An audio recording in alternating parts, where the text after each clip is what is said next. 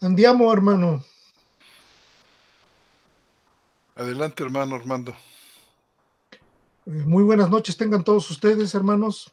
Los saludamos este día 10 de febrero de 2021 desde la ciudad de Querétaro, Querétaro, México. A todos nuestros hermanos les mandamos saludos, a todos aquellos que nos escuchan desde el norte de América, pasando por Canadá y Estados Unidos, a todos nuestros queridos hermanos que nos escuchan en Norteamérica.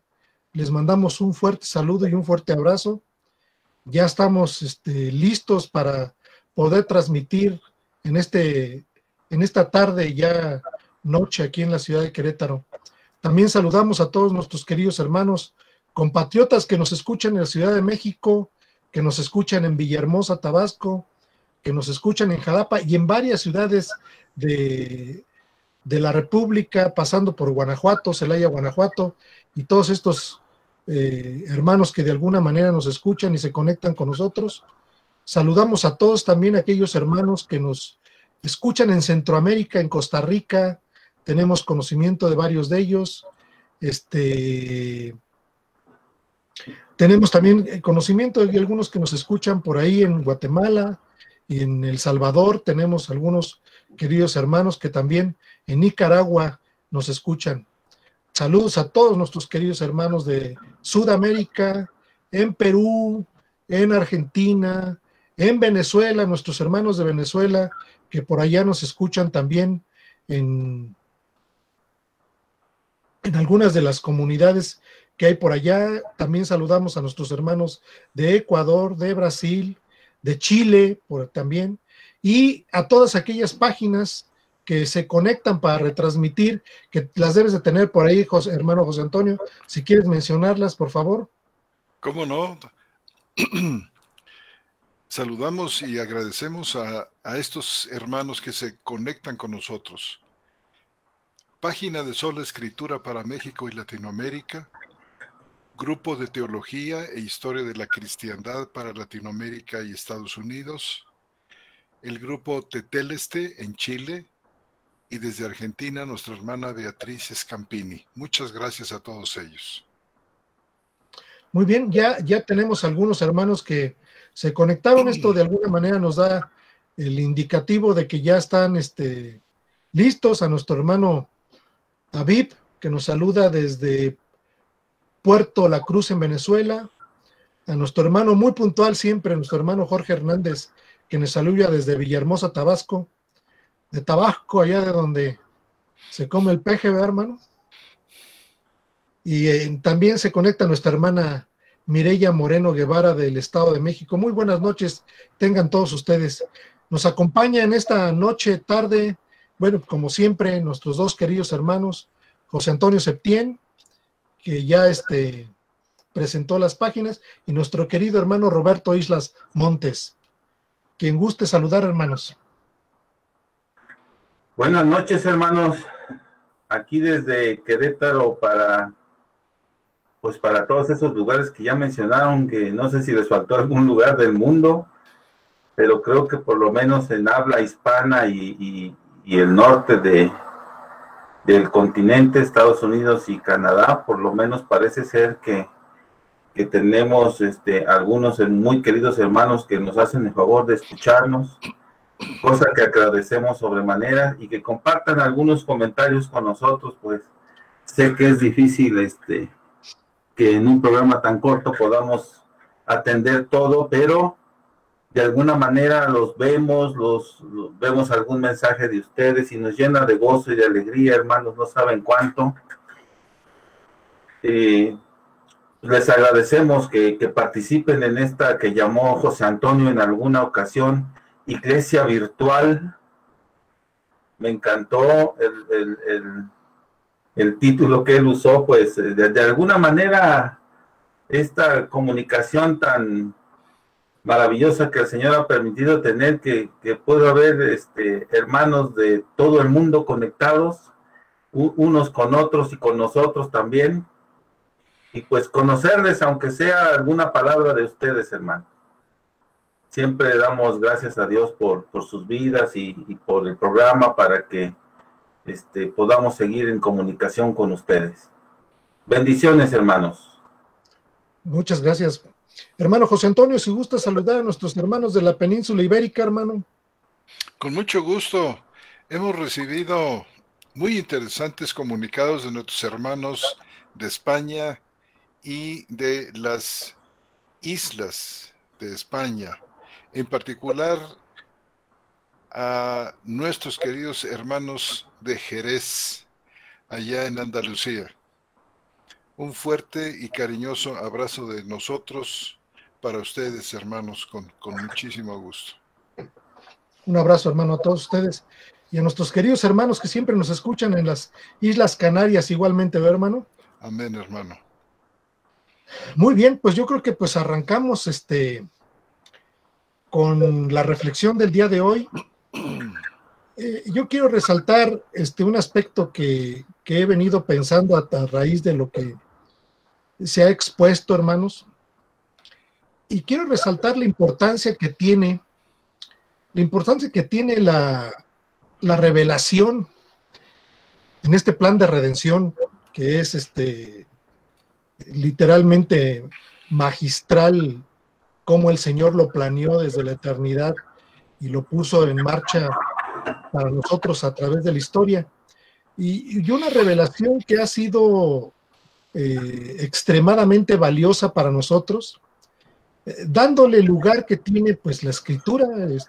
Cada día nosotros sabemos que el mejor acercamiento a la palabra de Dios en términos de idioma, en términos de contexto histórico, contexto cultural, contexto geográfico, todo esto que el Señor nos deja ver a través de su revelación y de aquellos grandes escritores que el Señor inspiró para que pudiéramos tener esta palabra, toma un valor muy, muy importante. Yo siempre he tenido muy en cuenta que la revelación que Dios nos da, porque no solamente nos da a conocer su carácter, ¿no?, y su esencia de Señor, sino nos da a conocer estos misterios que hemos estado hablando, nos da a conocer el plan eterno que tuvo de salvación, nos da a conocer todos aquellos instrumentos que el Señor creó de alguna forma para que nosotros fuéramos salvos. Y esto es un valor incalculable, porque los depositarios al día de hoy de toda esta revelación, no que nosotros seamos la que la hayamos formado y transmitido, sino que ahora somos depositarios de ese conocimiento, es la iglesia. Y es la iglesia, toda esta iglesia de alguna manera virtual, no en el sentido de que no exista, sino esta iglesia que ahora nos escucha, que ahora está presente, y también la que no nos escucha, también esa iglesia que el Señor compró con su sacrificio, es depositaria de esta revelación que es fundamental. Vienen a mí textos importantes, como por ejemplo el que cita o escribe de alguna manera importante Juan en el capítulo 7, versículo 2, que va muy a tono con lo que de alguna manera se ha venido diciendo, porque dice, puesto que le diste potestad sobre toda carne, para que dé vida eterna, y está hablando de Jesús, dice, para que dé vida eterna, y da vida eterna a todos los que le has dado, es decir, hay un asunto aquí muy importante, de que todos aquellos a los que el Señor ha escogido, les ha dado vida eterna, y luego dice, y esta es la vida eterna, que te conozcan a ti, el único Dios verdadero, y a Jesucristo a quien enviaste. Con esto, hermanos, queremos resaltar el aspecto importante del papel que juega la revelación del Señor, y que además nos la dejó testada, ¿no? Testada, y al día de hoy tenemos la conciencia de que este documento textado que dejó el Señor en 66 libros, todo está en griego, ¿sí? Y que hemos tenido la preocupación siempre de podernos apegar a cómo el Señor quiso que las cosas se transmitieran. Entonces, la revelación se ha hecho importante, se ha hecho fundamental, y es un aspecto necesario para toda la congregación. Con esto que pediría a nuestro hermano Roberto que se hiciera una breve síntesis de, pues de lo que se vio en los últimos programas, de manera muy rápida, para darle entrada a nuestro hermano José Antonio, que tiene al día de hoy una propuesta interesante con respecto al capítulo de Romanos, que se nos hace fundamental reflexionarlo. Adelante, mi querido hermano Roberto. Bueno, nada más para decir unas breves palabras respecto de los textos que hemos estado viendo. Básicamente, en dos pasajes hemos centrado la atención seria y profunda de este primer misterio que hemos estado trabajando, en el sentido de que, pues, la revelación, el misterio revelado no consistía, y hemos insistido mucho en esto, no consistía en que los gentiles iban a formar parte del pueblo de Dios, sino en el cómo iba a hacerse esto. Y los dos textos que hemos estado pensando, reflexionando junto con ustedes, han sido el texto de Efesios, capítulo 3, versículos 5, 6 y 7, y también el texto de Romanos, capítulo 11, versículos 25 y 26. Si bien han tocado muchos otros textos, Efesios 2, etcétera, que han redondeado pues el asunto central de este primer misterio, que ambos, gentiles y judíos, van a formar una unidad en Cristo que no se había pensado antes, que no aparece reflejada en el Antiguo Testamento, colocados en un plano de igualdad. Hacíamos esta diferencia porque ciertamente los gentiles podían entrar por la vía del proselitismo, cosa que ya ha explicado muy bien mi hermano José Antonio. No en ese sentido, no por una labor del judaísmo iban a entrar la plenitud de los gentiles, como dicen Romanos, sino a través de una nueva forma, colocados en un plano de igualdad con los que pues eran hijos de Abraham desde antes de los gentiles, y que ha dado surgimiento a un nuevo pueblo, este nuevo pueblo compuesto de judíos y de gentiles sin distinción alguna, solamente justificados por la fe en el Señor Jesucristo, es lo que ha dado, pues, digamos, el punto de partida a su conformación. El misterio, pues, no residía en un qué, lo dijimos en varias ocasiones, sino en un cómo se iba a dar este gran evento. Bueno, pues parece ser que vamos a retomar algunos pasajes fundamentales de Romanos 11, y entonces, pues, mi hermano José Antonio es el experto. Adelante. Muchas gracias, hermanos, por esta introducción tan interesante. Hemos estado comentando, sus servidores, sobre la necesidad de tocar, si no de una manera exhaustiva, sí más detallada, algunos versículos de este capítulo 11 que van a confluir hacia el punto del versículo 25, hacia el misterio. En el estudio de la semana pasada habíamos adelantado la idea de que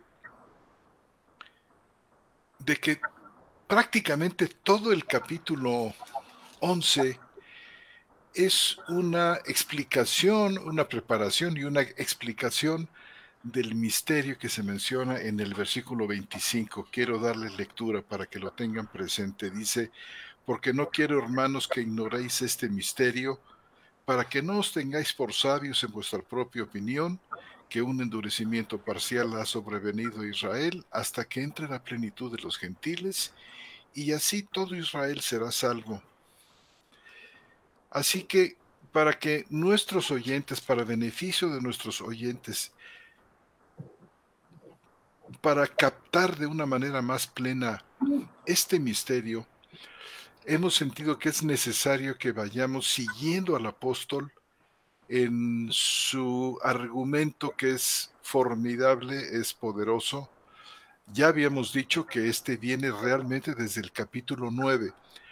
Hay 3 capítulos en Romanos que se enfocan de una manera particular en el tema de Israel. 9, 10 y 11.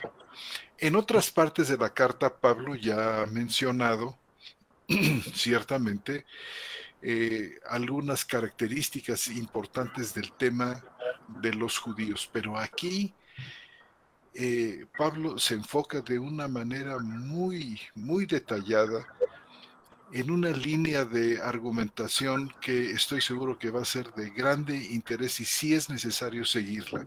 En el estudio de la vez pasada tocamos algunos puntos de los primeros 10 versículos, pero ahora quiero que vayamos más al detalle y yo creo que lo mejor de todo es leer el capítulo 11 a partir del versículo 11, cuando menos hasta este versículo 25, para que tengan ustedes presente en este momento los detalles que vamos a ir tocando a lo largo de este estudio y ustedes puedan ir viendo cómo una parte se conecta con la otra. Dice, versículo 11 del capítulo 11 de la carta a los Romanos. Digo, pues, ¿acaso tropezaron para que cayeran? De ninguna manera. Pero por su delito vino la salvación a los gentiles para provocarlos a celos. Pero si su delito es riqueza del mundo y su fracaso riqueza de los gentiles, ¿cuánto más su plenitud? Pero a vosotros los gentiles digo, por cuanto soy apóstol de gentiles, honro mi servicio, por si de alguna manera provocara a celos a los de mi carne y salvara a algunos de ellos. Porque si la exclusión de ellos es la reconciliación del mundo, ¿qué es su readmisión sino vida de entre los muertos? Y si la primera porción es santa, también la masa. Y si la raíz es santa, también las ramas. Pero si algunas de las ramas fueron desgajadas, y tú, siendo olivo silvestre, fuiste injertado entre ellas y llegaste a ser copartícipe de la raíz, de la rica savia del olivo, no te jactes contra las ramas. Y si te jactas, sabe que no sustentas tú a la raíz, sino la raíz a ti. Dirás entonces, las ramas fueron desgajadas para que yo fuera injertado. Bien, por la incredulidad fueron desgajadas, pero tú por la fe has estado firme. No seas arrogante, sino teme, porque si Dios no tuvo consideración de las ramas naturales, tampoco tendrá consideración de ti. Mira, pues, la bondad y la severidad de Dios. Severidad para con los que cayeron, pero bondad de Dios para ti, si permaneces en la bondad.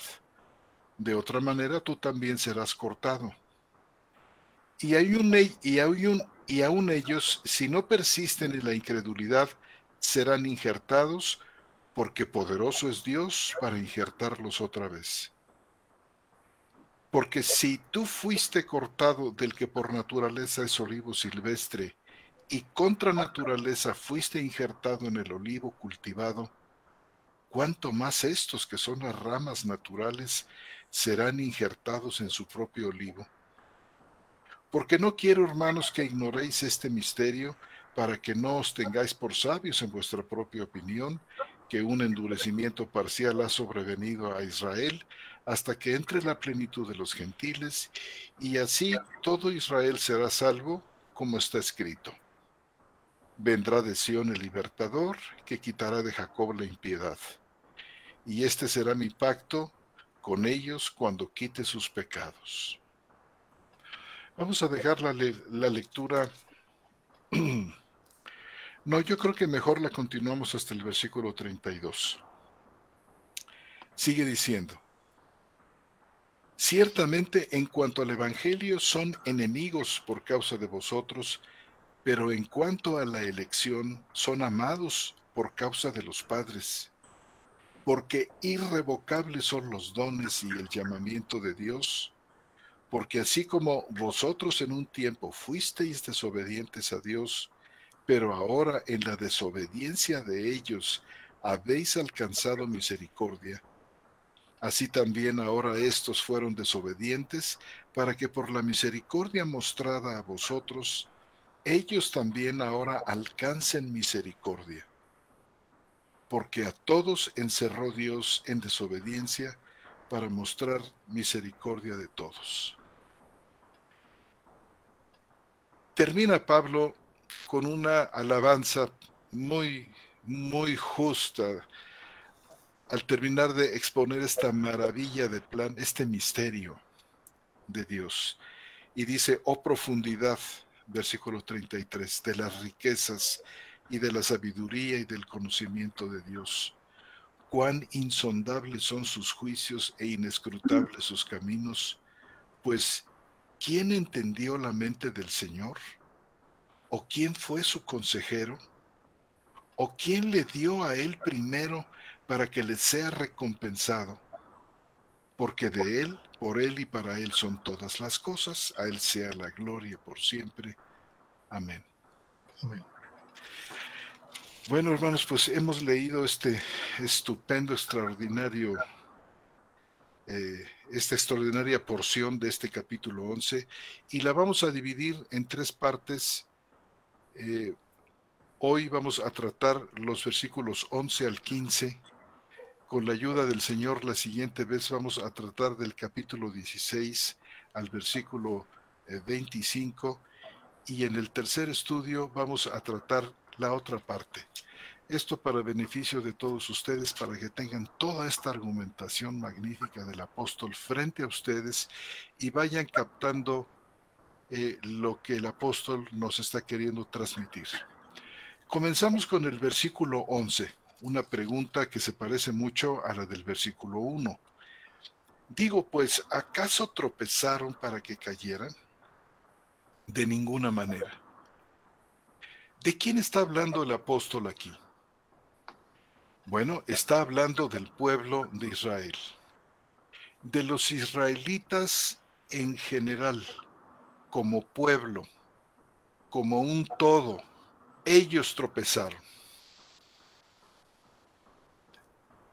Vamos a hacer una serie de distinciones que considero muy importantes. Ojalá que puedan ir tomando nota ustedes o haya la oportunidad de que una vez que este estudio termine, puedan ustedes recurrir a la grabación para oírlo una o más veces, para que ustedes puedan ir saboreando y comprendiendo los detalles finos que tiene todo esto. Por ejemplo, aquí cuando dice tropezar,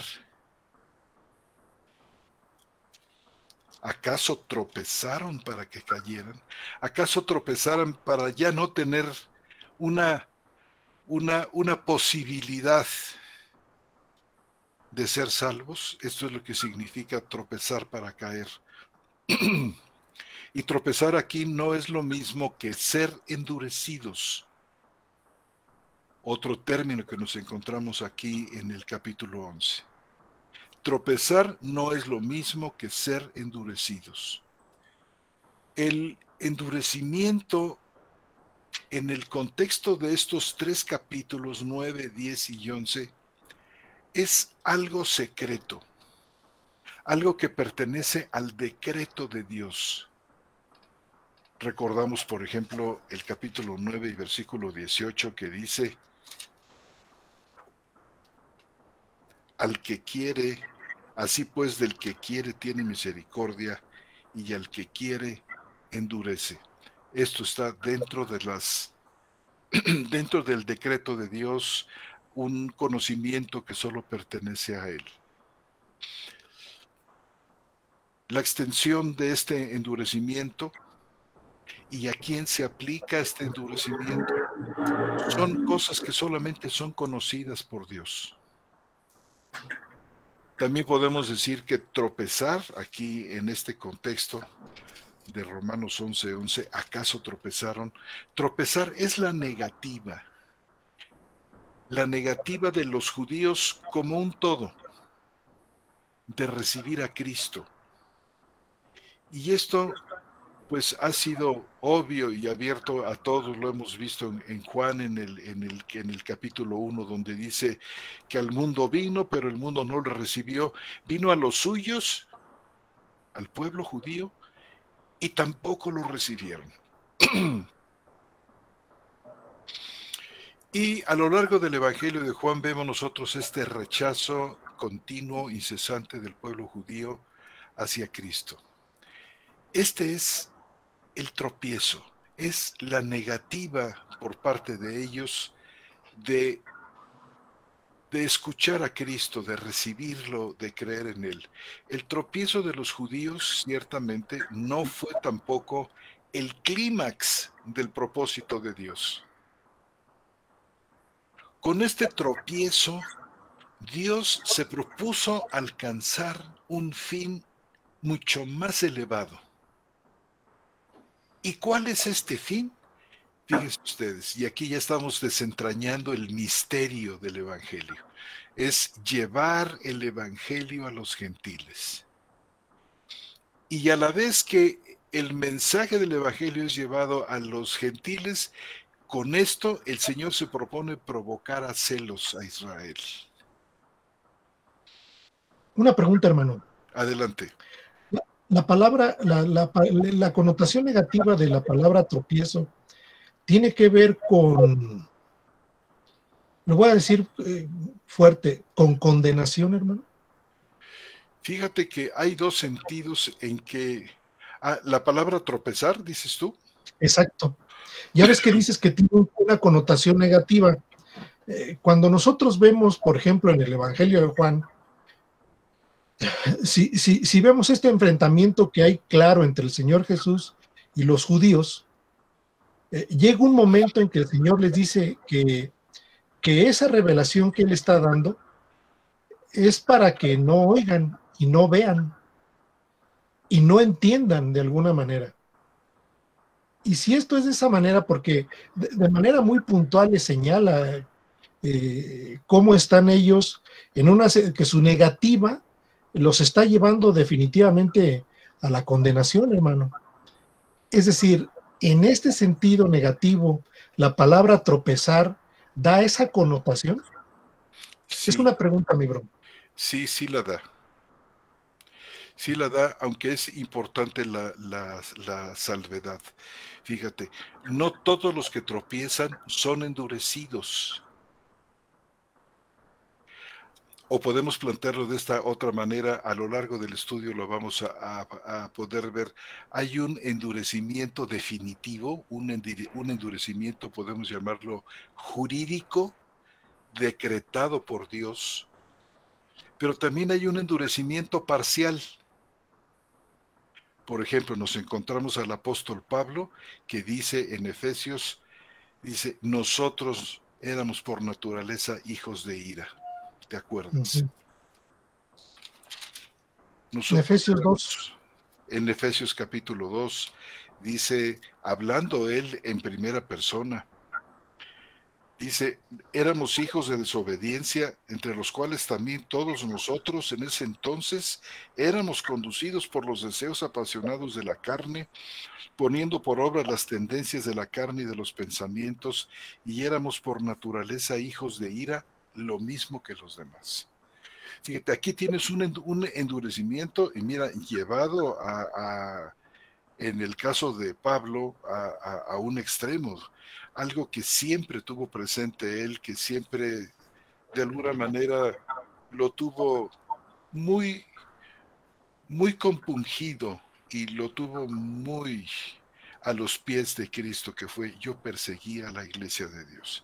O sea, vemos al Pablo endurecido, pero endurecido parcialmente porque después la gloria se manifiesta en su vida de una manera extraordinaria. Como vamos a ver, todo el remanente judío, antes de venir a la fe, es un pueblo en rebeldía, es un pueblo que está afectado por el pecado de Adán. Todos ellos son, como Romanos capítulo 3 decía, cada cual se apartó por su camino, cada cual hizo lo que le dio la gana. Recuerdan ustedes en el capítulo 3, versículo 10, que dice, no hay justo ni aun uno, no hay quien entienda, no hay quien busque a Dios, todos se desviaron, a una se corrompieron. Pero en el caso de Pablo y de muchos judíos y gentiles, este endurecimiento fue parcial, pero en otros casos no. En otros casos el endurecimiento fue algo deliberadamente impuesto por Dios, irreversible en sus resultados. Lo que estábamos leyendo nosotros, al que quiere endurece. ¿Por qué? Sus razones tiene, y no vamos a sentar al Señor en el banquillo de los acusados para juzgarle o pedirle cuentas de qué. Solamente podemos nosotros confiar en su sabiduría, en su misericordia, en su justicia. ¿Por qué a nosotros nos escogió? Porque tuvo misericordia de nosotros, corresponde también, toca esto también a este secreto que pertenece al decreto de Dios. Lo interesante aquí es que este tropiezo de los judíos, hermanos, no fue, podemos decir, no es algo que Pablo quiere señalar de una manera como si esto fuera el centro del mensaje, no es el clímax del propósito de Dios, sino que a través de este tropiezo Dios se propuso algo maravilloso, que es el misterio. Dios se propuso alcanzar un fin más profundo, mucho más alto, que era llevar el evangelio a los gentiles. Pablo no dice que el tropiezo de los que no son escogidos de Israel conduce a que el evangelio sea llevado a los gentiles, lo cual a su vez provoca a los elegidos de Israel, sino que el tropiezo de Israel como un todo, como pueblo, es lo que conduce a que el evangelio sea llevado a los gentiles, lo cual en su momento va a provocar a celos a Israel también como un todo. Nosotros podemos ver también aquí en las Escrituras la condición de Israel. Por ejemplo, en el capítulo 9, donde estábamos nosotros, los versículos 30 y 32, dice, ¿qué pues diremos? ¿Que los gentiles que no perseguían justicia alcanzaron justicia? La justicia que es por fe. Pero Israel, que sigue la justicia de la ley, no la alcanzó en la ley. ¿Por qué? Porque no la seguían por fe, sino como por obras. Tropezaron en la piedra de tropiezo, como está escrito. He aquí pongo en Sión piedra de tropiezo y roca de caída. El que cree en él no será avergonzado. Podemos también, por ejemplo, leer el capítulo 10 y versículo 3, donde dice así, porque ignorando la justicia de Dios e intentando establecer la suya propia, no se sometieron a la justicia de Dios. Fíjese, Romanos 9:30. Ellos, Israel no alcanzó la justicia porque la seguía no de acuerdo con la fe, sino por las obras. El 10:3 nos dice, porque ignorando la justicia de Dios e intentando establecer la suya propia, no se sometieron a la justicia de Dios. O aquí me parece ser que en el capítulo 11:7, que dice, sí, que pues lo que buscaba Israel no lo logró, pero los elegidos lo lograron y los demás fueron endurecidos. Como está escrito, Dios les dio un espíritu de estupor, ojos para no ver y oídos para no oír hasta el día de hoy. Esta es la condición de Israel. Podemos decir del Israel en general, ya vemos que Pablo estaba ahí metido en un tiempo. Israel como pueblo ha tropezado. Israel en general es provocado también a celos por medio de la bendición que los gentiles han recibido de Dios. Los judíos rechazaron a Cristo, también rechazaron su evangelio, pero dice Pablo, este no es el fin de la historia. Por supuesto que los que no confían en Cristo y mueren en esta condición, dice la Escritura, perecerán. Y lo mismo pasa con los gentiles. Por ejemplo, nosotros leemos en el capítulo 2, versículo 9, aquí de Romanos, que dice: tribulación y angustia sobre toda alma de hombre que obra lo malo, del judío primeramente y también del griego. ¿Recuerdan ustedes esto? Pero gloria, honor y paz a todo el que obra lo bueno, al judío primeramente y también al griego, porque ante Dios no hay acepción de personas. Porque todos los que sin ley pecaron, sin ley también perecerán, y todos los que con la ley pecaron, mediante la ley serán juzgados.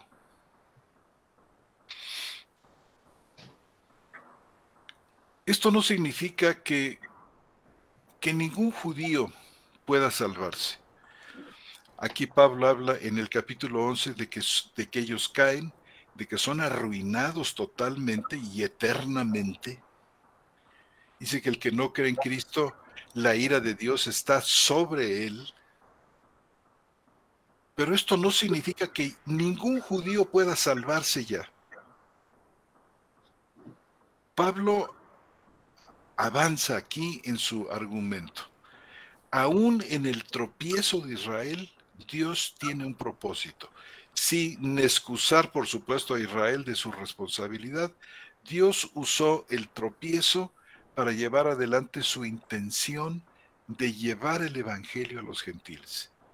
Puede ser, yo lo entiendo, que esto resulte difícil de desentrañar, pero la Escritura está llena de este tipo de enigmas espirituales, los cuales solo pueden ser recibidos por la fe.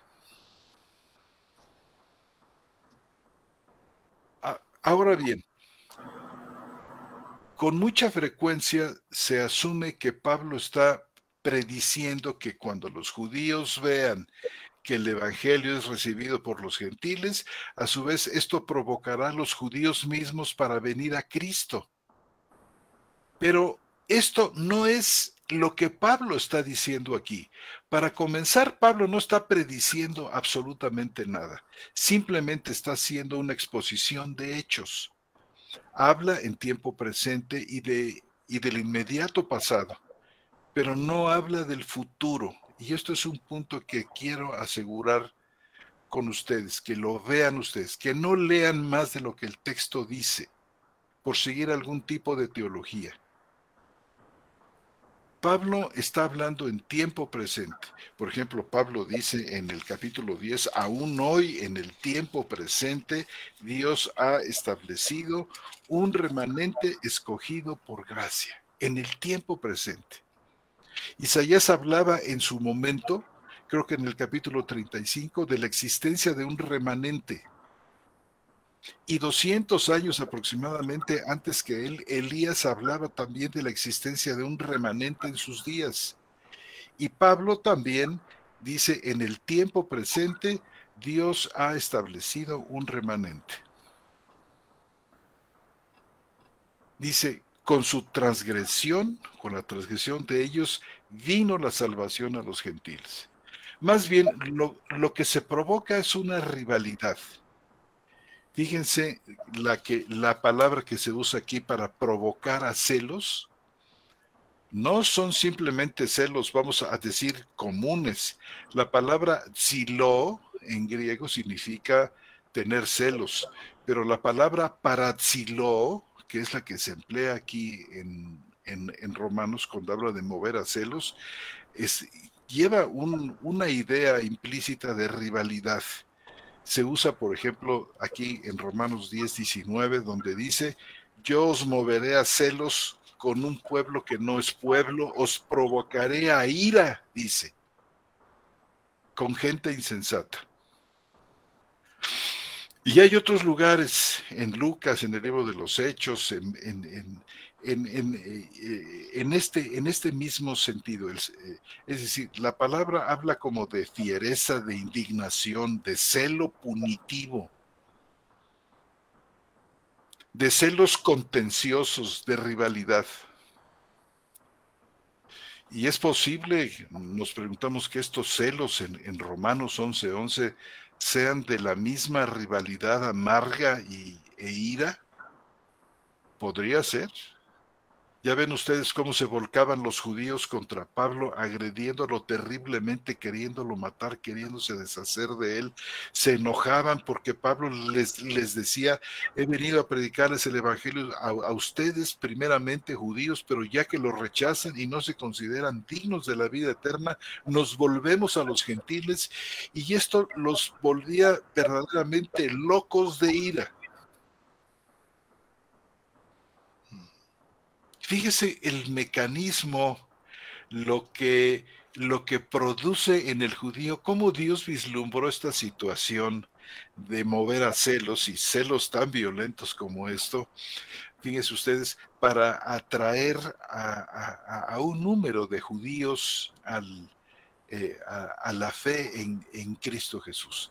Pero es muy importante que notemos que aquí en 11:11 Pablo no está profetizando acerca de una futura conversión de judíos. Cuando dice, y quiero volver a leer el pasaje de 11:11, digo pues, ¿acaso tropezaran para que cayeran? De ninguna manera, pero por su delito vino la salvación a los gentiles para provocarlos a celos. No hay aquí nada que esté hablando de una futura conversión masiva de judíos.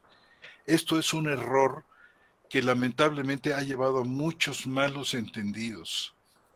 Pablo se refiere a algo que estaba pasando en sus propios días, en su propia experiencia, incluso en el momento en el que está escribiendo la carta.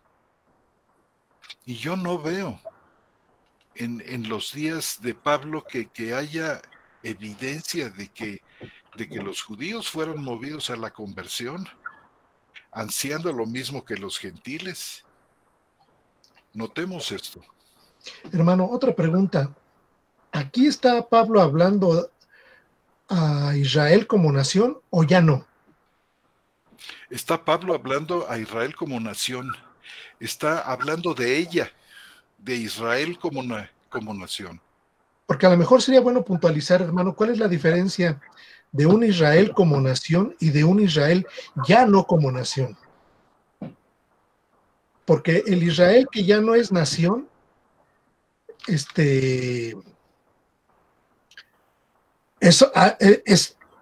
gentil al día de hoy. Claro.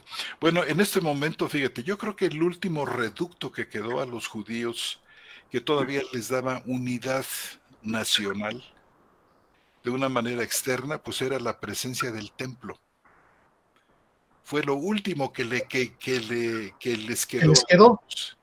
Nada más, y mientras ese templo estuviera en pie, y Pablo escribe la carta a los romanos antes de la caída del templo, bueno, pues creo yo que todavía Pablo podía hablar de Israel como nación, pero después, como tú puntualizas, hermano, después ya no. Es decir, dice, por ejemplo, la carta a los romanos que ese pacto con Israel estaba a punto, dice él, de desaparecer, ¿te acuerdas? Dice, a punto de. ¿En Hebreos, no, hermano? En Hebreos, en el capítulo... Sí. Debe ser como en el 10, ¿no? 9 o 10. Sí. Ahorita te digo en dónde.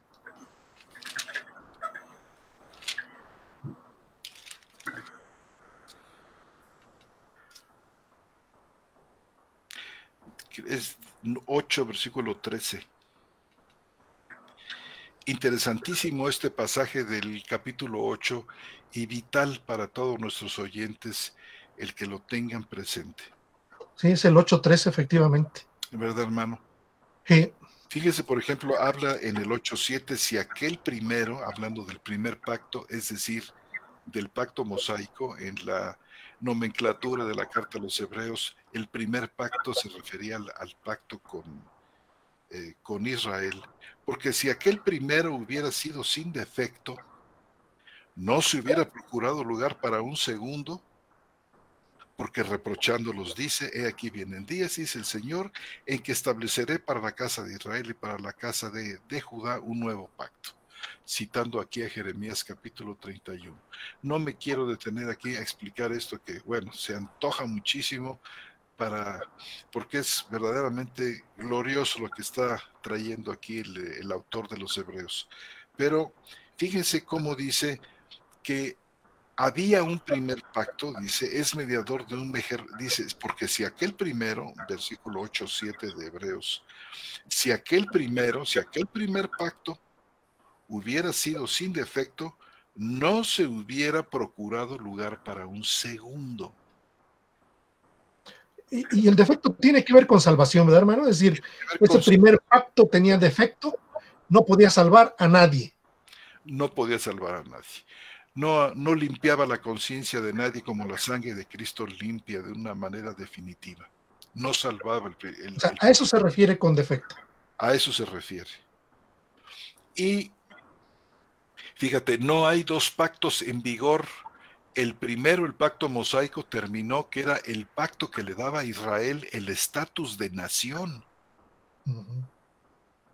Terminó, y con él toda situación, digamos, en que Israel fuera considerado como nación de Dios, ya no existe esto.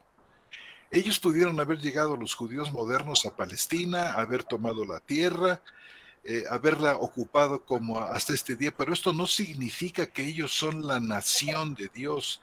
Esto terminó con el pacto mosaico, porque fue el pacto mosaico el que le dio esta categoría a Israel como nación bajo el cuidado de Dios, como lo fue desde aquellos días en que Dios reunió a Israel ahí en el Sinaí para constituirlos como nación. O sea, esto para contestar tu punto que dices, bueno, puede ser considerada nación en los días de Pablo. Israel sí, todavía.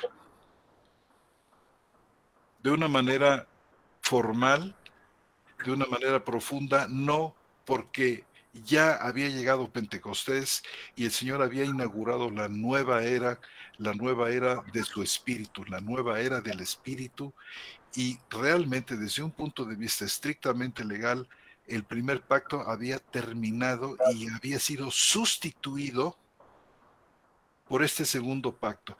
Hay quienes dicen que el pacto en Cristo es una especie de actualización del primer pacto, y esto es una absoluta mentira. No se habla de un pacto en su primera forma y luego en su revisión un pacto, sino se habla de dos pactos. Dice, no se hubiera procurado lugar para el segundo. Pero bueno. Y como dice el 13, ¿no, hermano? El texto que referías de Hebreos. El versículo 13 dice, o sea, que no hay tal continuidad.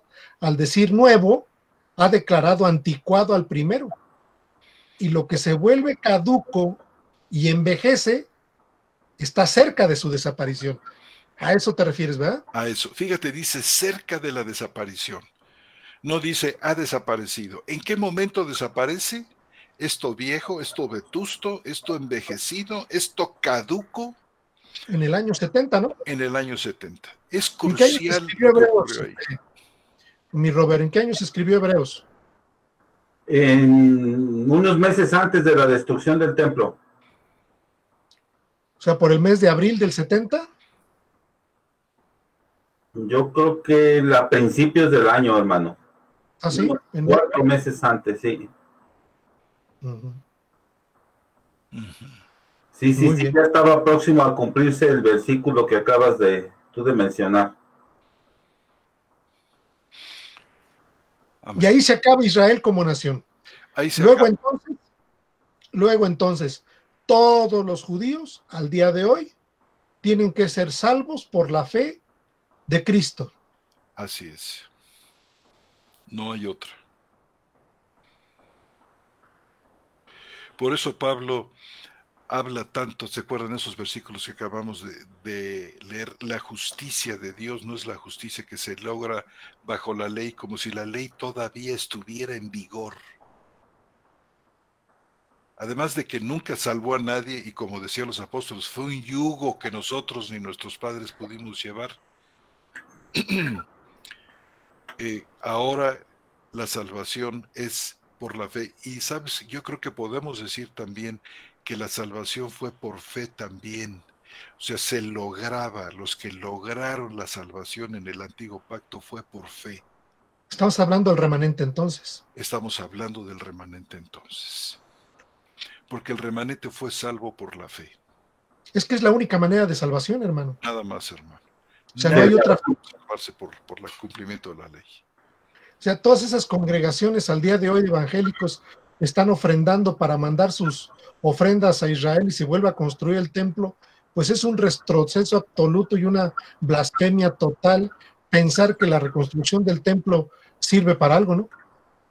Así es. Fíjate que la construcción del templo es otra de las tantas manifestaciones del Israel incrédulo, que está haciendo caso omiso del sacrificio de Cristo y siguen pensando, necesitamos seguir matando animales para que Dios pueda ser propicio a nosotros. Eso es herético, eso, hermano.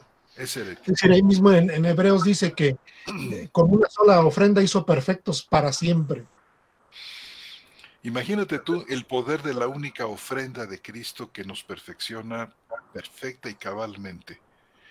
Bueno, el sacrificio, hermano, que hace que todas las cosas que pertenecen a la vida y a la piedad nos sean dadas, que vivamos por ellas, que nos ha hecho nacer de nuevo, que nos santifica, que nos tiene preparado un cuerpo glorioso. Todo esto depende de esta única y perfecta ofrenda de Cristo.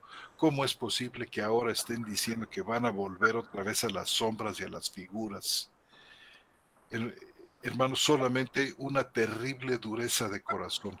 Es gente que ha sido entregada, que ha sido endurecida judicialmente por Dios y no tiene regreso. Que dentro de ellos haya algunos que, como Pablo, sean reintegrados, por supuesto, pero de esto vamos a hablar más adelante, no quiero que lo toquemos ahora. Ahora bien, hay muchísimos maestros bíblicos que no muestran moderación realmente al comentar este versículo de 11:11 y además son dogmáticos y afirman que cuando los judíos al ver las bendiciones de Dios derramadas sobre los gentiles las van a ansiar para ellos y se volverán a Cristo en arrepentimiento y fe, es decir, que Israel estará tan provocado a celos que se convertirá, dicen, pero ¿es este realmente el mensaje? ¿Es que Pablo sabía de esto? Solamente en un sentido esto puede ocurrir y esto es en el remanente que hoy en día se va convirtiendo a Cristo y va entrando a formar parte de su iglesia. Pero este es realmente el escenario, no conversiones masivas, ni este plan idealista de salvación que se han inventado todos ellos. Pablo sabía de esto, Pablo dijo esto, ¿alguna vez sucedió o está sucediendo? Que no está mucho más cerca de la marca decir que el apóstol Pablo, aquí muy en línea con su método, con su propósito declarado aquí en Romanos 11, 13 y 14. Y quiero leer también el 13 y el 14 para que lo tengan presente. Dice: pero a vosotros los gentiles digo, por cuanto soy apóstol de gentiles, honro mi servicio, por si de alguna manera provocara celos a los de mi carne y salvara a algunos de ellos. Pablo no está diciendo salvar una multitud que es movida a celos No, son algunos de ellos. Y la angustia de Pablo con el que abre el capítulo 9 es ¿por qué se están convirtiendo tan pocos judíos? ¿Es que la palabra de Dios ha fallado? Y Pablo contesta y dice, no, no ha fallado, por supuesto que no, lo que pasa es que no todo Israel es el Israel de Dios. No, y lo que dice el versículo 15, hermano, porque si la exclusión de ellos, es decir, si hay alguien que está excluido, Claro. Ahora mira, es la reconciliación. Pablo está muy empeñado, fíjate, con los gentiles. ¿Te acuerdas aquel pasaje? ¿Se acuerdan de 1 Corintios 9, donde dice, a todos me hice de todo para salvar? Y dice, me hice, fíjense, capítulo 9, versículo 19, un pasaje muy interesante donde ven ustedes cómo realmente Pablo ama a sus paisanos. Dice, entonces siendo libre de todos me hice esclavo de todos para ganar al mayor número. Es decir, a los judíos me hice como judío para ganar a judíos. A los que están bajo la ley, hablando de ellos, como quien está bajo la ley, no estando yo bajo la ley, para ganar a los que están bajo la ley, a los que están sin ley como estando yo, no estando yo sin ley de Dios, sino en la ley de Cristo para ganar a los que están sin ley. Me hice débil a los débiles para ganar a los débiles. De todo, dice, me hice de todo para de alguna manera salvar a algunos. O sea, parece como que este propósito, esta línea de Pablo, parece como aparentemente modesta. No es ese triunfalismo de las masas convertidas bajo ningún concepto. O sea, Pablo hace todo lo que sigue, todo lo que puede. Dedica estos 3 capítulos para esto, expone el misterio, para que vengan a Cristo, dice, para salvar a algunos.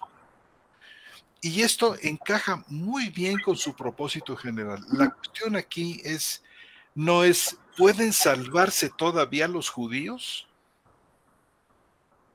No, más bien es la siguiente. ¿Es el tropiezo de Israel el fin de la historia? ¿Dios tiene con su tropiezo un propósito más grande que ese? ¿El tropiezo de Israel ha significado la ruina eterna y total para cada judío? O diciéndolo con otras palabras, en las palabras de Pablo, ¿ha sido rechazado Israel como un todo? A lo que el apóstol declara con voz resonante, por supuesto que no. Y cuando dice esto, espera mover a tantos de sus compatriotas judíos como pueda para que confíen en Cristo. Claro, es por esto que lo dice. Sin embargo, decir esto no es suficiente para el apóstol, como sigue diciendo en los versículos que siguen. Los judíos pueden todavía ser salvos. Los judíos serán salvos. Los judíos están siendo salvos hoy. Pero el asunto fundamental no debe perderse de vista. No es si todos y cada uno de los judíos podría llegar a ser salvo o será salvo en el futuro, sino ¿puede algún judío ser salvo ahora?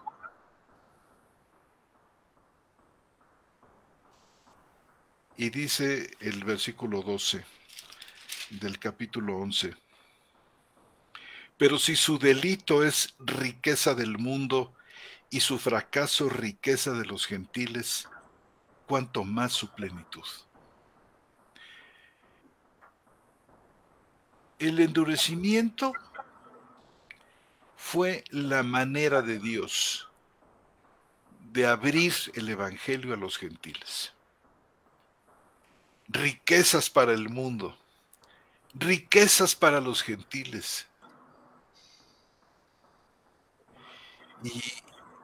Históricamente, esta es la manera como el Evangelio les fue llevado y continúa siendo llevado así ahora y hasta el fin de la era. El Evangelio fue llevado a Judea, recuerdan ustedes, fue llevado a Samaria a causa de la persecución de la iglesia en Jerusalén. Eso lo vemos allá en el capítulo 8 del libro de los Hechos. Y la resistencia de los judíos al Evangelio jugó un papel preponderante para que también llegara a los gentiles. Fíjese, fue que los hermanos de Jerusalén salieron por la persecución a Judea y a Samaria, que algunos de ellos llegaron a Antioquía de Pisidia, como nos cuenta ahí el capítulo 13 del libro de los Hechos. Y cuando Pablo aquí en Romanos 11:12 está hablando de los gentiles, de la riqueza del mundo, de la riqueza de los gentiles, fíjense bien, esto no significa riqueza para cada gentil individual, sino de riquezas, las riquezas de los gentiles, como pueblo. No quiere decir que cada gentil será salvo, ni tampoco que los gentiles serán salvos en grandes cantidades. Y de manera similar, cuando habla de la salvación de Israel, no da a entender que cada israelita será salvo, ni ahora ni al tiempo de la venida de Cristo. Debemos tener esto en mente a medida que avanzamos en el argumento de Pablo. Hasta aquí podemos decir, vamos bien, pero luego sigue una pregunta aquí que es, pues, por decirlo menos, intrigante.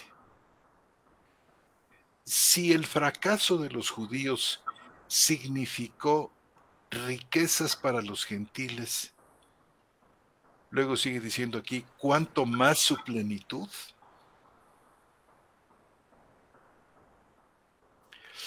Aquí quiero entrar a un punto fino, espero no pescarlos aquí cansados, pero este es un punto muy, muy interesante. Literalmente, fíjense, el griego dice así. Es más, lo voy a decir lento por si alguno quiere tomar nota o se espera para oír este estudio más adelante y pueda verlo. Dice, pero si su transgresión, riqueza del mundo, y su fracaso, riqueza de gentiles, cuánto más su plenitud. Fíjense cómo falta verbo aquí. Faltan verbos, pero si su transgresión, riqueza del mundo, en esta primera frase no hay verbo. Y la que sigue tampoco tiene verbo. Y su fracaso, riqueza de gentiles o naciones, cuánto más su plenitud. Y esta falta de verbos ha hecho que se introduzcan verbos. Yo no digo que esté mal introducir verbos. Normalmente el griego presenta situaciones y muy a menudo en las cuales es necesario colocar una palabra, colocar un verbo para darle sentido a lo que se está diciendo.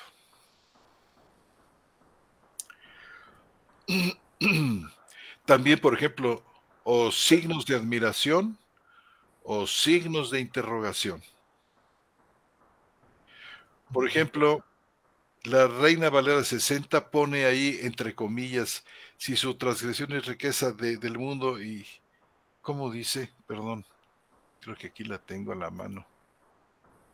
Dice, y si su transgresión es la riqueza del mundo y su defección la riqueza de los gentiles, ¿cuánto más su plena restauración? Ahí pone interrogación. Una pregunta.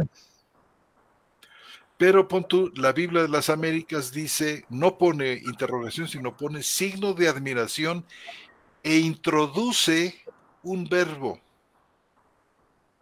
Dice, y si su transgresión es riqueza para el mundo y su fracaso es riqueza para los gentiles, ¿cuánto más será? Por ejemplo, dice la Biblia de las Américas. Creo que la nueva versión internacional y otras también ponen un verbo en futuro. ¿Cuánto mayor será? Ujú. Y se pregunta uno, pero bueno, el introducir lo que se llama elípticamente un verbo aquí no está mal, no estamos en contra de esto, pero el punto es, ¿por qué en futuro? ¿Por qué en futuro? ¿Por qué no en otro tiempo? Fíjese cómo algunas versiones ponen aquí futuro. Por ejemplo, la Nueva Biblia de Jerusalén dice, ¿qué no será su plenitud? O la Nueva Biblia de los Hispanos dice, ¿cuánto más será su plenitud? Como enfocándose hacia un futuro que Está, muchos hablan de la restauración de Israel, la restauración futura, cuando toda una cantidad inmensa de judíos se convierte. lo está mandando al fin de los tiempos. Y esa Y plenitud, entendiéndolo, hermano, como si se tratara de todo el Israel que estuviera ahí presente, lo cual no es así. Por ejemplo, la nueva Biblia española, ¿qué no será su afluencia en masa? Imagínense todo lo que le introducen. Será en primer lugar, luego su afluencia en masa. ¿De dónde saca? No sé, y miren ustedes que la nueva Biblia española estuvo hecha por una traducción hecha en este caso por Juan Mateos, que era un experto del griego. El problema, hermanos, de las traducciones dinámicas, que le ponen más de lo que el apóstol está diciendo, leen demasiadas cosas dentro de los textos. Juan ¿Qué no Mateo, será su afluencia en masa? ¿Sí? Alonso Shekel también, ¿no, hermano? Alonso Shekel también, Alonso Shekel en otro par de versiones que se llama la Biblia del Peregrino, que ya la tradujo él toda, donde pone cuánto más lo será su conversión en masa. O sea, convierte en plenitud en conversión en masa. Y dice uno, ¿qué no están leyendo más de lo que el apóstol está diciendo con mucha sencillez? Cuando dice simplemente la plenitud de ellos, o sea, leen en plenitud demasiadas cosas, y esto para ajustarse a un tipo de teología que está detrás de todo esto. Por ejemplo, estoy traduciendo aquí la nueva, traduciendo al español la New International Version, la nueva versión internacional en inglés, que dice así: ¿cuánto mayor será la riqueza de su plena restauración? ¿Restauración? ¿Plena restauración? O la nueva, la NTV, ¿cómo se llama? Que ya se me fue ahorita. La nueva traducción viviente dice: imagínense cuánto más grande será la bendición para el mundo cuando ellos por fin la acepten. Y en el contexto es la oferta de salvación. Imagínense, o sea, realmente el mar del subjetivismo en las traducciones dinámicas, donde ponen, hermanos, lo que más les parece conveniente de acuerdo a una teología, a una serie de presuposiciones teológicas previas. Pero regresando, a la luz del contexto, Romanos 9, hermano, 10 y 11. Sí, hermano. Yo creo que entonces el problema radica, si me permites, en que la gente sigue pensando que hay judíos en los términos, digamos, del periodo de los apóstoles y del Señor. Y entonces, si hay judíos en esos términos, pues sigue habiendo un Israel. Y entonces Romanos 11 habla de todo esto. Y puede meterse todo eso a futuro y todo este problema que se genera. El punto es que no están considerando que hay un nuevo pacto inaugurado en Pentecostés a plenitud, aunque en mi opinión inaugurado desde la cruz, pero digamos su plena instauración en Pentecostés, y hay un, digámoslo así, una sobreposición que va a durar más o menos 41 años hasta la destrucción del templo. Esa que nos habla Hebreos 8, pues que ustedes mencionaron, ya está pronto de ser caduco, y sí, ya estaba pronto a ser caduco en unos cuantos meses más cuando se terminó de escribir Hebreos, y así ocurrió. Pero a partir de ese momento ya no hay judíos en los términos que lo entendemos del Antiguo Testamento, ni hay Israel en esos términos, eso desapareció en el año 70. Ya no hay. No podemos pensar. Por eso era mi... Los que hoy se llaman judíos, pues son porque ellos se llaman así como yo me puedo llamar chino aunque no lo sea. O sea, eso no me vuelve chino, y menos con este color. Lo que quiero decir es que eso no existe. Israel en los términos no existe.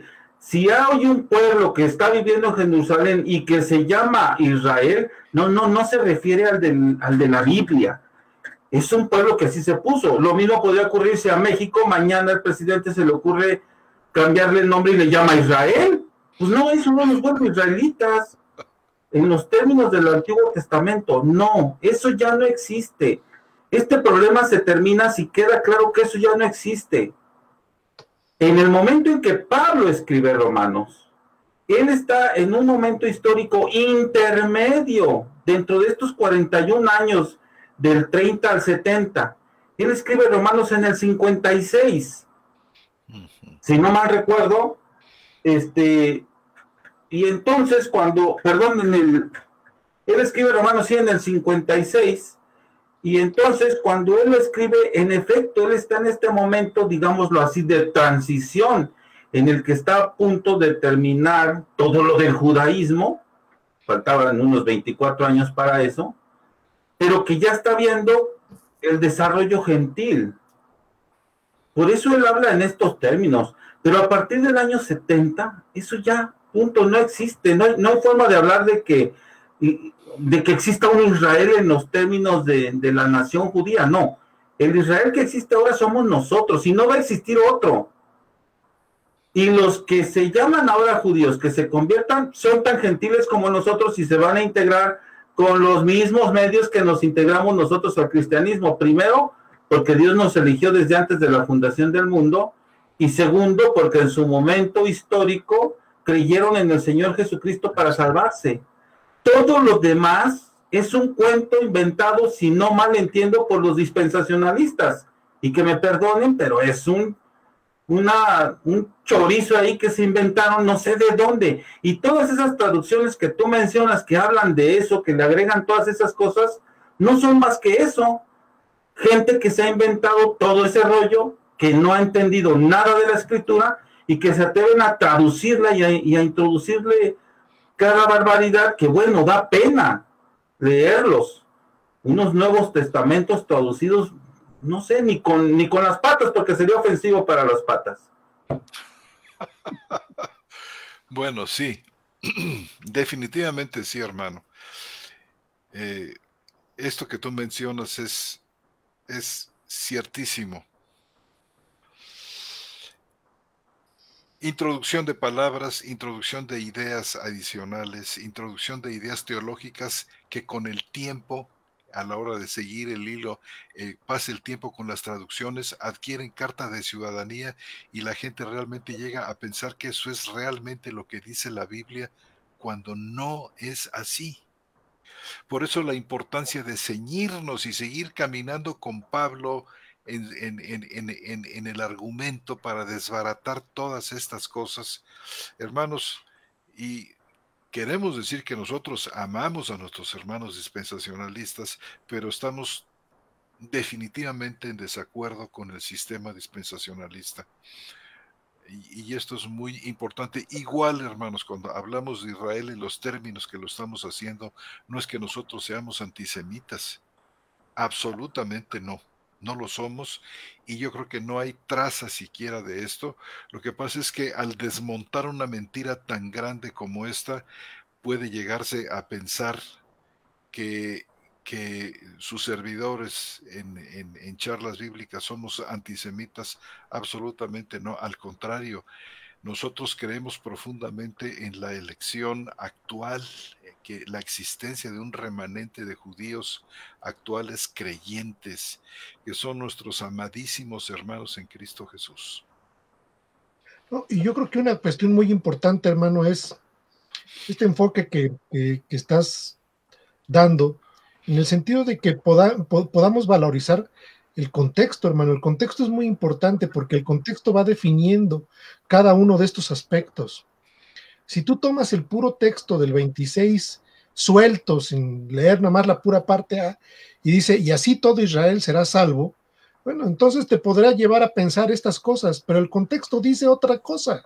Exacto. Entonces creo que el aspecto de ir tomando punto por punto y el énfasis, bueno, lo puso Roberto, pero de alguna manera la pregunta que yo hice va orientada a eso, que pudiéramos definir a qué Israel se está refiriendo. Si a Israel como nación y cuándo deja de ser nación. Exacto. Es Israel intermedio que menciona nuestro hermano Roberto. Uh-huh. Entonces, esto es muy, muy importante para que nuestros hermanos que nos escuchan tengan un panorama claro de qué Israel están hablando y cuál es el Israel de ahora, porque como dice claramente Roberto, nosotros somos la nueva Israel. Esos judíos y cristianos electos previamente que hacen la iglesia al día de hoy. Entonces es importante dejar muy en claro y claro que pues la aportación de ir haciendo pedacitos poco a poquito, el texto se hace demasiado pertinente y conveniente para que el contexto defina con toda puntualidad cuál es la orientación y el sentido de ese texto y no caer en esas traducciones, pues ahora sí que ridículas, hermano. Sí, erráticas. Uh-huh. Bueno, para terminar este punto, ya ven que mencionaba yo que faltaban los verbos, ¿verdad? Y que otros se apresuraban a ponerle futuro y hablar de plenitud como de masa, ¿verdad? Afluencia en masa y todas estas fantasías. Que nosotros tenemos que añadir un verbo ahí para que tenga sentido la expresión, por supuesto que sí. En primer lugar, yo creo que Pablo no dice que los judíos tendrán una plenitud, sencillamente porque no lo vemos en ninguna otra parte de sus escritos. Decíamos que los verbos, este verbo tendrán o será, simplemente no existe. Los traductores lo asumen y en futuro será, dicen. Pero ¿es necesario que sea así? Si nosotros necesitamos suplir un verbo que tenga, que le dé sentido a esta oración que sin verbo, insisto, vean cómo se oye. Pero si la transgresión de ellos, riqueza del mundo, y el fracaso de ellos, riqueza de gentiles, cuánto más la plenitud de ellos. O sea, hacen falta verbos. Pero, ¿por qué verbos en futuro? ¿Por qué no poner verbos que van en armonía con esta línea de Pablo, este esfuerzo de salvar a algunos? Porque, bueno, ¿qué tal, por ejemplo, si en lugar de poner será, pusiéramos sería o podría ser? Que va muy en armonía con lo que Pablo viene diciendo aquí en Romanos 11. Si el fracaso de los judíos significa tanto para los gentiles, ¿cuánto más sería su plenitud? Además de que tenemos todavía que entrar a plenitud. No estoy diciendo que será esté mal, hermanos, en un sentido. Simplemente quiero mostrarles que todo dogmatismo está fuera de lugar. Y además es un gran error insertar en el texto mismo. ¿Y en presente, hermano? El presente, mira, la Biblia textual lo pone en presente. Es. Y solamente uno. Y uno nada más. ¿Cuánto más es su plenitud? Porque ahí caben algunos en presente.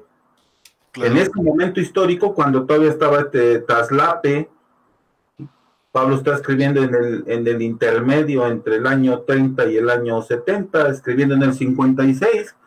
Por Pudiera supuesto. estar hablando de algo que está ocurriendo en ese momento, y gustoso lo dice. Y mira, hermano, es muy común que esta ausencia de verbos aparezca con frecuencia en el griego kiné, en el griego koiné. ¿Sabes? Porque se supone que los oyentes están siguiendo el argumento y no se ven en la necesidad de introducir el verbo. Nosotros en español o en inglés, por ejemplo, para citar otro idioma, sí es necesario, pero fíjate que los judíos eran muy buenos oidores y seguían el argumento y con facilidad colocaban ellos esto. Y si vamos siguiendo el argumento de Pablo, el será no tiene lugar de ninguna manera. Ahora mira, en cuanto a nosotros ahora, insertar en el texto mismo, en el texto de la, y no como nota al pie, es algo que es un gran error, fíjate.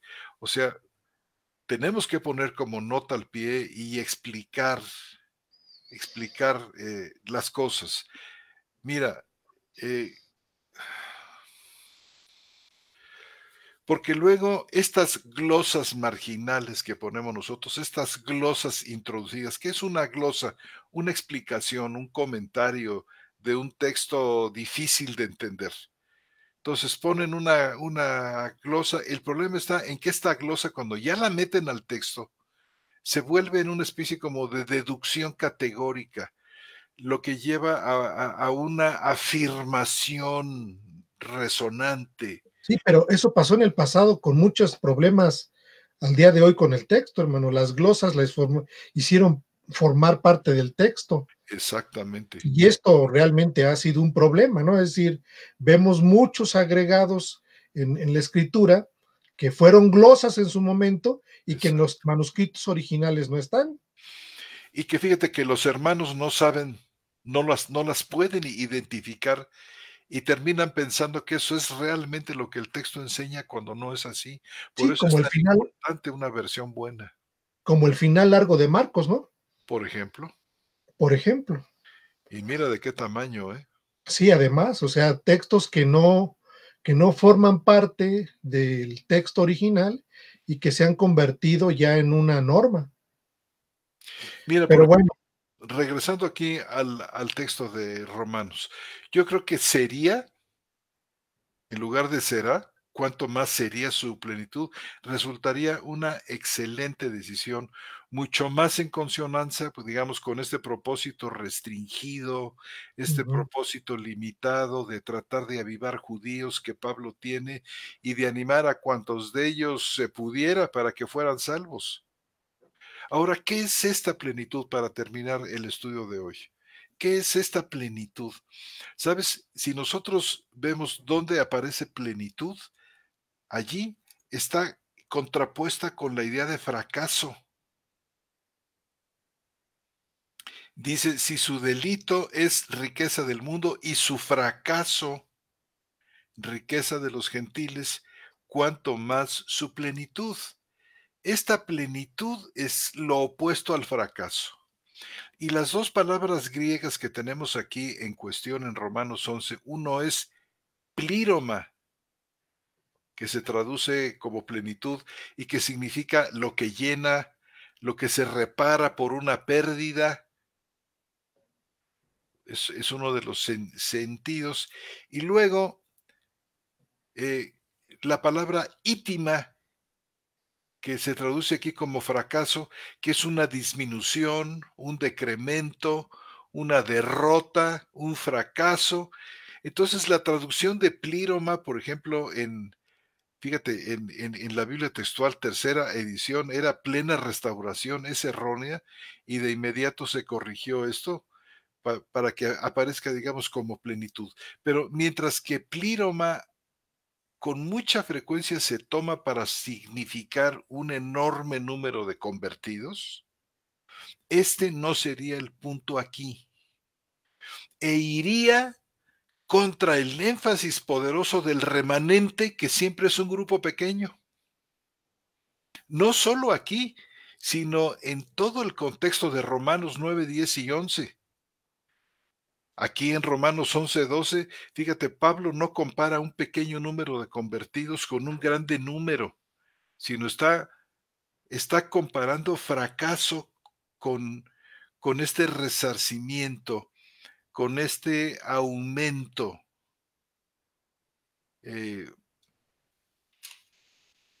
No con una conversión masiva de judíos. O sea, descontextualizan y les importa un bledo realmente muchas veces, lamentablemente, lo que el contexto está diciendo. Entonces, por tanto, hermanos, volvemos a preguntar, ¿qué significa esta plenitud? Miren, puede significar una de dos cosas. Puede significar compleción. ¿Qué significa compleción? Bueno, pues es la acción de completar o de hacer perfecta una cosa en su clase. También se puede traducir como número completo. Y la palabra aquí, pliroma, se vuelve a repetir en Romanos 11:25, donde dice, hasta que entre la plenitud de los gentiles. Fíjense ustedes, plenitud de los gentiles. Aquí se habla de plenitud de los judíos en el 11:12. Tenemos la repetición de esta palabra y casi con certeza, en mi opinión, es que compleción en el sentido de acción de completar sería una magnífica traducción de la palabra plíroma en este contexto. El fracaso de los judíos significó bendición para los gentiles, cuanto más su compleción. Y vamos a ver esto de cuánto más su compleción, si me lo permiten, para el estudio que sigue, eh, para dar una idea mucho más completa. O sea, de entrada, yo creo que no debemos objetar la idea de los números si ponemos juntas las dos ideas. Cuando Pablo habla, por ejemplo, de plenitud de los gentiles, la conversión del número total, del número pleno de elegidos entre los gentiles, como también plíroma cuando se refiere a judíos. ¿De qué estamos hablando? Del número total, del número pleno de elegidos judíos. Esta es una fuerte posibilidad. Como digo, si comparamos la plenitud o pleno número de los gentiles en Romanos 11:25, ¿qué vendría a ser? ¿La totalidad de los gentiles? La ¿Todos y cada uno totalidad de los gentiles? Por supuesto que no, sino el número completo o pleno de los elegidos gentiles. exacto, ¿Quién exacto, más? Díganme. exacto. El contexto lo viene diciendo, hermano. El contexto viene diciendo que es la totalidad de los elegidos, tanto judíos como gentiles. Claro. Y miren, hermanos, mucho se ha leído y se ha interpretado en la pregunta o la exclamación de Pablo, pero el propósito principal no se nos puede perder de vista. Y este propósito es claro: los gentiles no pueden pensar que los judíos están más allá de la salvación. No está prediciendo que se convertirán en grandes masas. De hecho, no predice nada en absoluto, ni está hablando en términos apocalípticos. El problema no es que los gentiles necesitaban saber que Dios iba a convertir a un enorme número de judíos al final de la era, sino que pensaban que Dios no convertiría a ningún judío en sus días. Y esto es algo que en la lectura de Romanos 11 lo vimos, ¿verdad? No pienses tú que eres algo especial, ni pienses tú que no va a haber judíos convertidos, porque a Dios le es muy fácil colocar a las ramas de vuelta en su lugar y a ti echarte fuera. O sea, Pablo aquí le pone un alto a esta presunción de los gentiles. Qué equivocados estaban.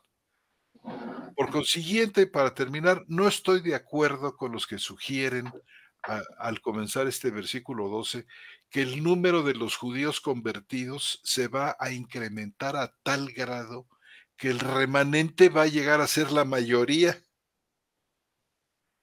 Si esto fuera así, me parece como si el apóstol hubiera tomado sus propias afirmaciones tan categóricas sobre el tamaño más bien reducido del remanente y de plano las hubiera votado. Y lo que es peor, un concepto así lleva al dogmatismo y a un optimismo que me luce que está mucho más allá de lo que sugieren. ¿Cómo es posible que tal optimismo masivo, por ejemplo, si esta fuera realmente, esto fuera lo que Pablo estuviera aquí enseñando, un optimismo de una conversión masiva, cómo es posible que este optimismo masivo que luce tan importante esté totalmente ausente de los demás escritos de Pablo? Pablo habla de Israel en muchísimas ocasiones. Sin embargo, ni siquiera una sola vez, a menos que aquí esta sea la única excepción, habla en términos de una tasa masiva de conversiones entre judíos. ¿Cómo puede ser esto al ver que sería de tantísima importancia, tan de inmensa, algo que no sé, que Pablo hubiera presentado en tantos otros lugares cada vez que habla de judíos, algo como para que se gloriaran los judíos mismos? En fin, hermanos, vamos a dejar aquí el estudio porque ya me fui muy lejos en el tiempo y confío en que podamos retomar en los versículos 11, 13 y 14 con la ayuda del Señor la próxima vez. Sé que va a haber preguntas, pero yo creo que algunas de las respuestas a las preguntas que nos van a formular aquí nuestros hermanos van a tener una respuesta más que plena, confío, ahora que entremos a lo que falta del estudio. Hay muchas participaciones, hermano. Ya me imaginaba. Hay muchas participaciones y ahora sí nos fuimos largos. Ya Roberto se tuvo que ir porque su clase en la universidad empieza a las 9 de la noche. Ay, qué barbaridad. Pero bueno, si gustas, vamos mencionando todos los que nos escribieron, hermano. Sí, cómo no. Algunas preguntas ya fueron respondidas.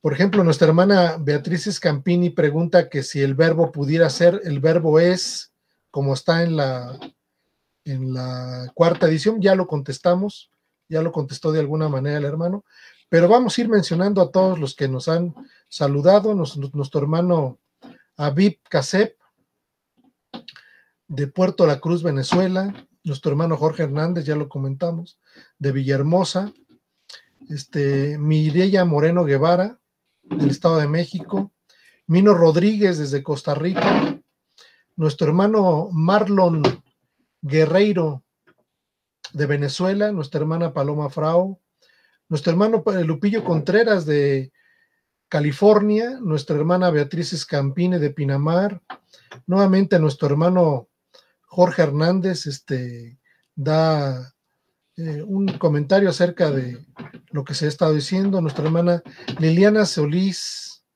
nos dice buenas noches, Lupillo Contreras, bueno, le agradece lo que se ha estado enseñando. Sergio Fernández, nuestro hermano de Cathedral City, California, nuestro hermano José Juan Porras Nevares, saludos desde Chihuahua, Chihuahua, saludos hermano, gusto saber de usted. Nuevamente Jorge Hernández da una aportación, Lupillo Contreras, citan muchos textos, ¿qué hacemos hermano? Bueno, mira, pues podemos tomar algunos de ellos. Mira, por ejemplo, dice, si no persisten en incredulidad respecto a Cristo Jesús, sí, hermano, respecto a Cristo Jesús. Aquí la fe o la incredulidad gira en torno a Cristo Jesús. Esto parece, este pasaje que es específicamente el versículo 22, no llegamos todavía ahí, del capítulo 11, parece como si derrumbara la idea que Pablo mismo ya ha sembrado de la seguridad que tenemos los creyentes en Cristo.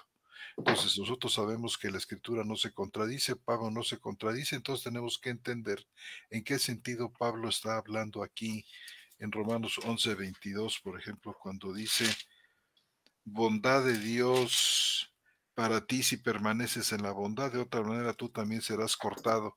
Parece como si la salvación fuera por obras y depende del esfuerzo humano, pero ya veremos que esto no es así. Necesitamos el contexto. El problema es que muchas veces los hermanos se hacen bolas porque descontextualizan textos y esto los lleva a entristecerse mucho porque dice, ¿cómo es que Pablo está diciendo acá esto y acá está como, parece como que se contradice?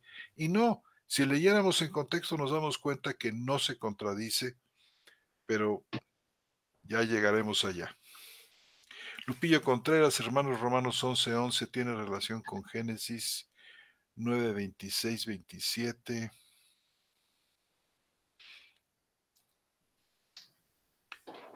Mira, nos puso el versículo. Luego dijo, bendito sea Yahvé, Dios de Semis, y sea Canaán su siervo, ensanche Elohim a Jafet, los gentiles, y habite en las tiendas de Sem, es decir, Israel, y será Canaán tu siervo. Yo creo que, no sé cómo, ¿qué te parece a ti, Armando? Hermano, que hay A lo relación. mejor sería, es muy aventurado decir que sí, hermano, Sí, pero porque posible. 9:26 es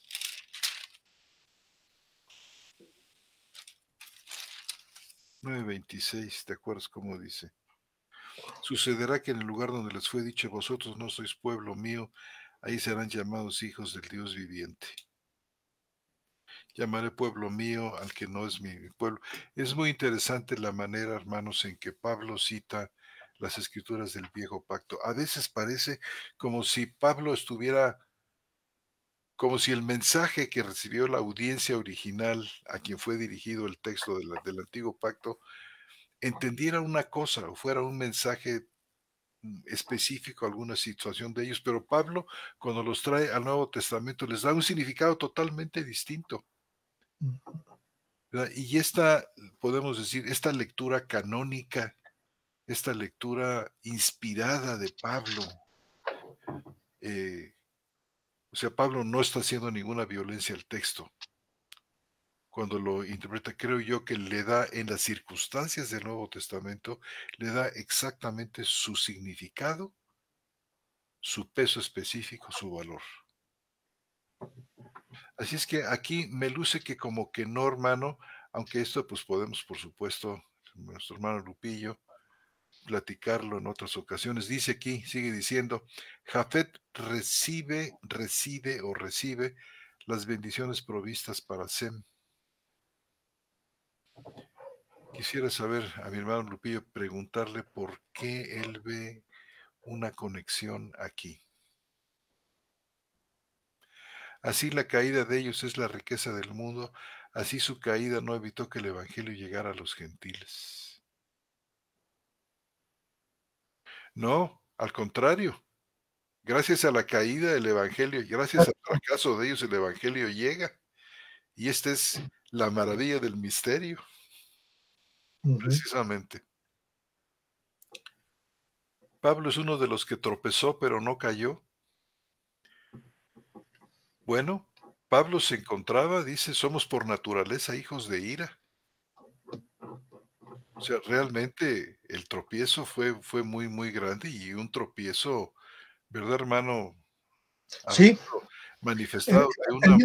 entendiendo la debilidad de los judíos como a los suyos vino, pero los suyos no le recibieron, más a los que les recibieron les dio potestad de ser llamados hijos de Dios, podríamos pensar que esa debilidad es el no creer, pero que posteriormente creyeron, ¿no? Sí. Que es la siguiente pregunta de la hermana. Ah, es la que estamos leyendo, ¿verdad? Sí, de la hermana Beatriz Campini. claro. Vamos a ver la diferencia entre ser incrédulo y ser endurecido, hermana. Vamos a profundizar un poco más en eso, pero aquí en cuanto al tropiezo, Endurecido. por eso fíjese que es importante ver que cuando hablamos de tropiezo, cuando Pablo habla de tropiezo o de fracaso, habla del general, del Israel en términos generales, y esto incluye a Pablo y a otros, podemos decir a todos los creyentes judíos de la primera generación, ¿verdad? En adelante. Sí. Otra pregunta, hermanos, en Hebreos 2:1 al 4, ¿habla a los judíos que habían venido al Evangelio o no habla? ¿O no había aceptado el Evangelio? En capítulo 2 creo que habla de...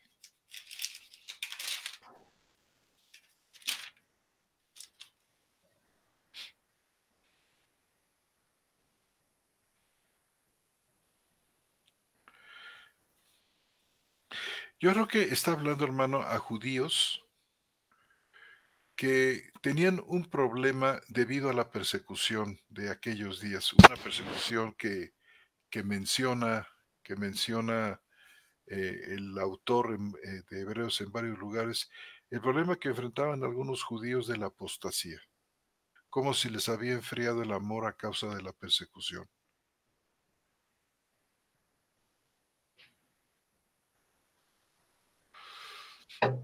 Es decir, habían venido al Evangelio, sí, algunos eran verdaderamente creyentes, sí, otros no eran, hermano. Y mire, esto sigue pasando todavía en las iglesias de hoy. Así como no todos los judíos son verdaderamente judíos, no todos los creyentes en Cristo en verdad lo son. No sé qué piensas, hermano. Pues sí, habría que checar el contexto histórico. Evidentemente son judíos a los que se refiere. Todavía el aspecto gentil no estaba tan desarrollado, que todos los primeros conversos fueron pues netamente judíos, ¿no, hermano? Sí, por supuesto. Uh-huh. Jesús, Bien, él es nuestro hermano Jesús Lozada, ¿verdad? pero aquí está nuestro hermano Rolando Freddy Bonilla Ah, sí, desde Tufino, Perú.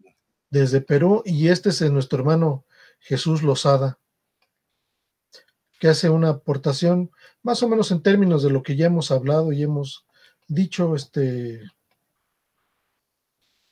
Con un comentario después del versículo, mira, de Juan, o sea, un remanente de israelitas, o escogidos entre los israelitas, más los gentiles, escogidos entre los gentiles, por supuesto, hermano. Esto es la iglesia de Cristo Jesús, por Así supuesto, es.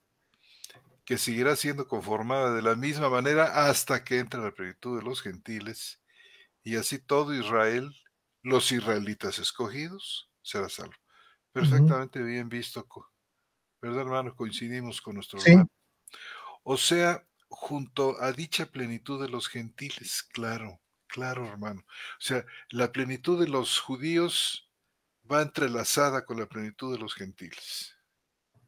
Y cuando dice y así, se refiere a de esta manera, de este modo, como a través de la elección de gracia, por medio de la fe en Cristo Jesús.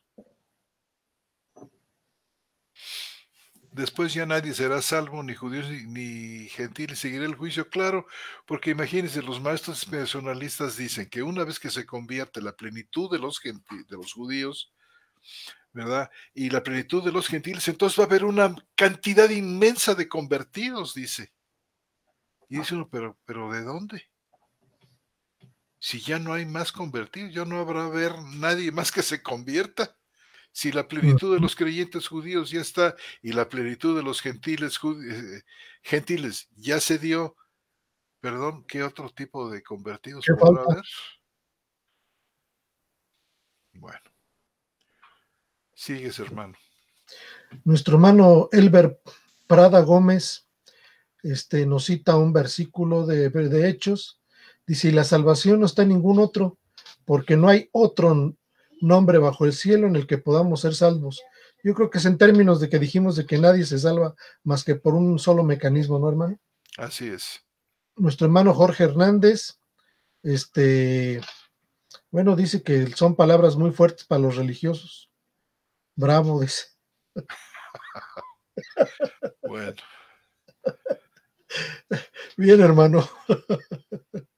Bien, nuestra hermana Paloma Frau, en 2 Corintios 5:19, esto es, que Dios estaba en Cristo reconciliando al mundo consigo mismo, no tomándoles en cuenta sus delitos, y puso en nosotros la palabra de la reconciliación. Aquí nosotros somos los gentiles. No, hermana, está hablando del fundamento apostólico. Se puso en nosotros, aunque bueno, se podría extender, ¿no? Al día de hoy a la gran comisión, pero yo creo que está hablando específicamente de él y los apóstoles. Si bien entiendo lo que pregunta, ¿no? Sí, puso en nosotros la palabra de la reconciliación. Quizá nuestra hermana Paloma está pensando en los que proclaman la palabra. Sí, en ese sentido, pues, sí, aunque Pues, ahí claramente dice que en los versículos siguientes dice que somos embajadores de Cristo, como si Dios hablara por medio de nosotros, ¿no? Entonces pareciera ser que es el fundamento apostólico. y miren, ¿quiénes fueron aquellos proclamadores primeros? Judíos. Uh-huh. Muy interesante. Sí. Bueno, nuestro hermano Lupillo Contreras, le gustó la explicación. Gloria a Dios. La hermana Beatriz, nos pregunta sobre el verbo es. Ya lo contestamos de alguna manera. Lupillo Contreras dice, muy buena intervención del hermano Roberto con la desaparición del templo. Ya no hay un Israel En términos bíblicos. En términos bíblicos, que se consume la obra de justicia de Jesús en la cruz. Que se consumó. Nuestro hermano Así es. Jorge Hernández felicita al hermano Roberto por su comentario contundente, ¿verdad, hermano? Sí, sí, sí, así es. Nuestro hermano Dice Elbert Prada Gómez, el antiguo pacto, ¿verdad? Dice, sí. Es caduco, Hebreos 8, versículo 13. ¿Y por qué Jesús es superior a los ángeles? Hebreos 1, 4 y 2, 7 y 8. Es superior a Moisés y Aarón y Abraham. ¿Será pregunta? No sé si será pregunta, hermano. ¿Quién sabe? Porque no hay signo de interrogación y ese por qué puede ser entendido como porque Jesús es superior a los ángeles. O sea, ¿por qué es caduco el antiguo pacto? Porque Jesús es superior a los ángeles, Hebreos 1:4, es superior a Moisés, Aarón y Abraham, es la ofrenda perfecta, es el sumo sacerdote que se ofrece a sí mismo sin mancha a Dios, y la dignidad de la ofrenda, ¿verdad, hermano? No son animalitos que mueren por el pecado de otros que nunca pueden perdonar los pecados, sino es el mismísimo Hijo de Dios que tome el lugar de los pecadores. Sí. Nuestro hermano Ronald Freddy dice, qué buena clase, mi hermano José Antonio Septién, le agradezco mucho por su ayuda y es una bendición tener la BTX en todas sus ediciones. Aquí hay un comentario, dice, charlas bíblicas, ¿será que ya se están despidiendo? Agradecemos a nuestros hermanos que también compartieron el programa el día de hoy en vivo. O es un agradecimiento. Los que retransmiten también, hermano. Sí, bendiciones, hermanos, saludos desde Lupillo Contreras, Verónica. Sergio Fernández y Ronald Freddy. Gracias, hermanos. Gracias, hermanos. Nuestra hermana Liliana Solís nos escribe desde Verónica. Verónica, Argentina. Argentina, iba yo a preguntar dónde, pero ya. Nuestra hermana Virginia Díaz, reciban saludos y un fuerte abrazo. Que Dios los bendiga. Gracias por todas las explicaciones y darnos cuenta qué importante que no salgamos del contexto porque nos extraviamos y creemos cosas incorrectas. Así es, hermana Virginia Díaz. Nuestro hermano Roberto Magaldi. Hermanos queridos, hermanos, hermoso tema. Y experimenté desarrollo. Muchas gracias. Quisiera hacer una pregunta. ¿Podría ser señal contundente del término de la ley el rasgado de la rotura del velo del templo? Sí, hermano, también. Dice, cesó el lugar santísimo del templo. Ahora el acceso a Dios Santísimo es directo y a través del sacrificio de cuyo. Es correcto, hermano. Por supuesto. Es una de las señales de haber terminado con todo esto. Dice, excelente desarrollo. Es lo que quiso decir arriba. Lupillo Contreras, seguí el consejo del hermano José Antonio Septién, del libro del hermano Frank Viola, ¿hay paganismo en tu cristianismo? Lo escuché en un estudio que lo recomendó. Excelente libro, dice el hermano Contreras. Creo que son todos, hermano.